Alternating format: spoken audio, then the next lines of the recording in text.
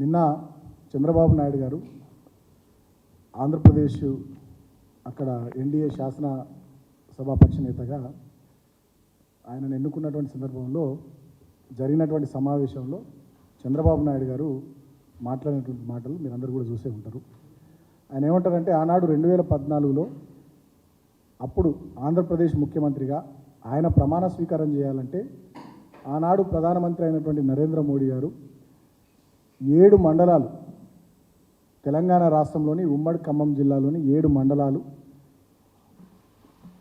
ఆంధ్రప్రదేశ్కు బదలాయిస్తే తప్ప ప్రమాణం చేయనని చెప్పి ఆయన ఆనాడు ప్రధానమంత్రి మీద ఒత్తిడి తీసుకొచ్చి, ఆనాడు ఎన్డీఏలో భాగస్వామ్య పార్టీ ఉన్నటువంటి తెలుగుదేశము, భారతీయ జనతా పార్టీ 2 పార్టీలు కూడా కలిసి ఆనాడు ఉమ్మడి ఖమ్మం జిల్లాలోని 7 మండలాల్ని తీసుకొని పోయినామని చెప్పి ఆ విషయాన్ని నిన్ననే చాలా సగర్వంగా చంద్రబాబు నాయుడు గారు ప్రకటించారు.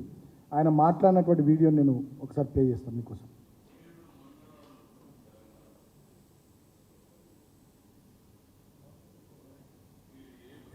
లేకపోతే నేను ప్రమాణ స్వీకారం చేయను, నాకు ఈ పదవి వద్దని ఆ రోజు చాలా స్పష్టంగా చెప్పాను.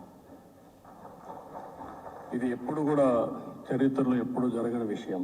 ఆ రోజు ప్రధానమంత్రి గారు నరేంద్ర మోడీ గారు ఇవన్నీ ఆలోచించి ఫస్ట్ క్యాబినెట్ మీటింగ్లో పెట్టి ఒక ఆర్డినెన్స్ ఇచ్చి ఆ 7 మండలాలు ఆంధ్రప్రదేశ్కి ఇచ్చి తర్వాత పార్లమెంట్ సమావేశాలు పెట్టుకున్నారంటే అది ఒక చరిత్ర.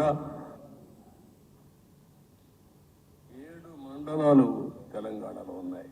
మీరు 7 మండలాలు ఇవ్వకపోతే నేను ప్రమాణ స్వీకారం చేయను, నాకు ఈ పదవి వద్దని ఆ రోజు చాలా స్పష్టంగా చెప్పాను. ఇది ఎప్పుడు కూడా చరిత్రలో ఎప్పుడు జరగని విషయం.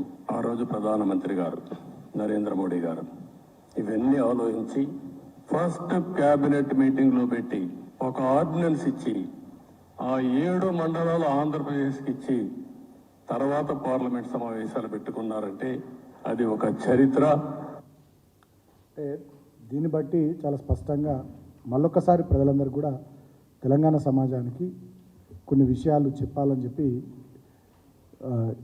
ఈ ప్రెస్ కాన్ఫరెన్స్ పెడతా ఉన్నాం.